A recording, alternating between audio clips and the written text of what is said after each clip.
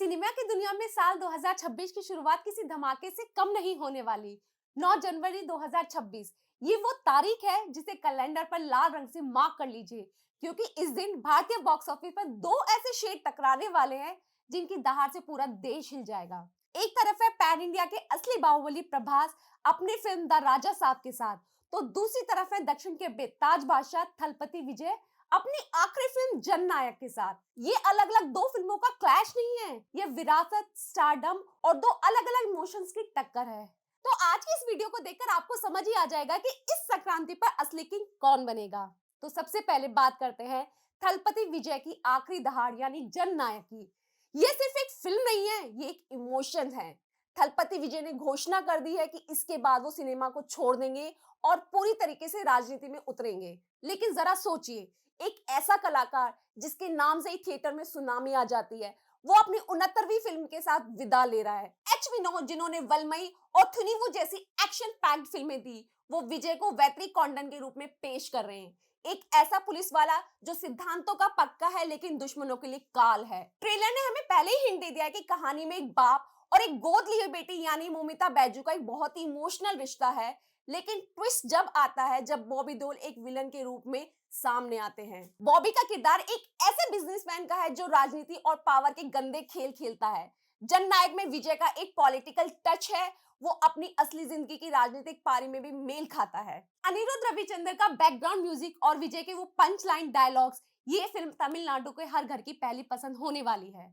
यह विजय का अपने फैंस के लिए आखिरी सलाम है और इसलिए जननायक का पलड़ा इमोशन लेवल पर बहुत भारी है। वहीं अब बात करते हैं प्रभास की आने वाली फिल्म द राजा साहब की, जिसमें हमें उनका नया और अनदेखा अवतार देखने को मिलेगा।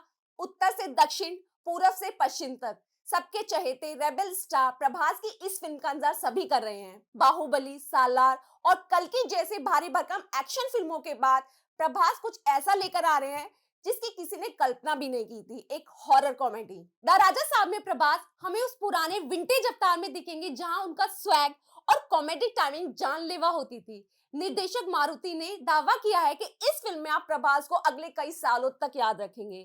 कहानी की बात करें तो कहानी एक पुश्तैनी हवेली की है जिसे प्रभास बेचना चाहते हैं, लेकिन वहां कुछ सुपरनेचुरल शक्तियां हैं अब उनका इंतजार कर रही हैं।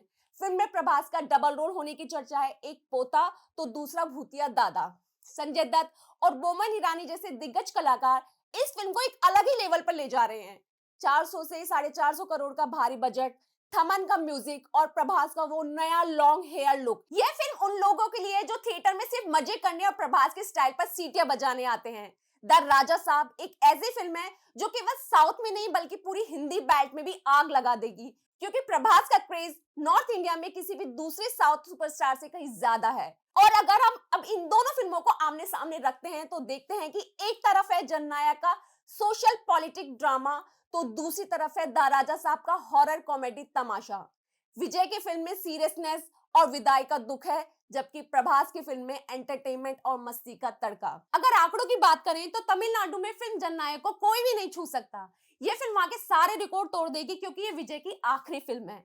लेकिन अगर हम पैन इंडिया यानी पूरे भारत और ग्लोबल मार्केट की बात करें तो द राजा साहब के पास एक बहुत बड़ा फायदा है। प्रभास की पहुंच हिंदी, तेलुगु, मलयालम और कन्नड़ हर जगह विजय से कहीं ज्यादा है। द राजा साहब का बजट और इसका यूनिवर्सल जॉनर इसे बच्चों से लेकर बुजुर्गों तक हर किसी की पसंद बना देता है। वहीं जननायक की तुलना कुछ लोग भगवंत केसरी से कर रहे हैं, जो इसके लिए थोड़ी मुश्किल खड़ी कर सकता है। लेकिन एच विनोद की राइटिंग और विजय का स्क्रीन प्रेजेंस किसी की तुलना को छोटा साबित कर सकता है। बॉबी देओल का विलेन के रूप में होना हिंदी दर्शकों को भी थिएटर तक खींचने में मदद करेगा। तो वहीं 9 जनवरी को जब ये दोनों फिल्में टकराएंगी तो ये कहना मुश्किल होगा कि कौन जीतेगा। जननायक विजय के करियर की सबसे बड़ी फिल्म बनकर उभरेगी, शायद 1000 करोड़ का भी आंकड़ा पार कर ले, क्योंकि फैंस इसे एक त्योहार की तरह मनाएंगे। वहीं द राजा साहब प्रभास को उस एंटरटेनर की कुर्सी पर वापस बिठाएगी जिसे वो सालों पहले पीछे छोड़ चुके थे। अब बारी है आपकी। अगर आप राजनीति, दमदार डायलॉग्स और एक इमोशन विदाई देखना चाहते हैं तो आप जननायक के लिए जाइए। लेकिन अगर आप इस संक्रांति पे अपने परिवार के साथ डरने के साथ साथ हंसना भी चाहते हैं और प्रभास का वो क्लासिक स्वैग देखना चाहते हैं तो आप राजा साहब के लिए जा सकते हैं। हम एक ऐसे दौर में हैं जहां दो मेगा स्टार एक साथ आकर बॉक्स ऑफिस को 2000 करोड़ के ऊपर ले जाने का दम रखते हैं। तो आप आप किसके लिए सबसे ज्यादा एक्साइटेड हैं? विजय की वो आखिरी कुटी स्टोरी सुनने के लिए या प्रभास की हवेली का रहस्य जानने के लिए? कमेंट करके अपनी राय जरूर बताएं। वहीं वीडियो अच्छी लगी तो चैनल को सब्सक्राइब, वीडियो को लाइक करना ना भूलें और रिच फ्रेम के साथ जुड़ जाएं। Thank you, bye bye.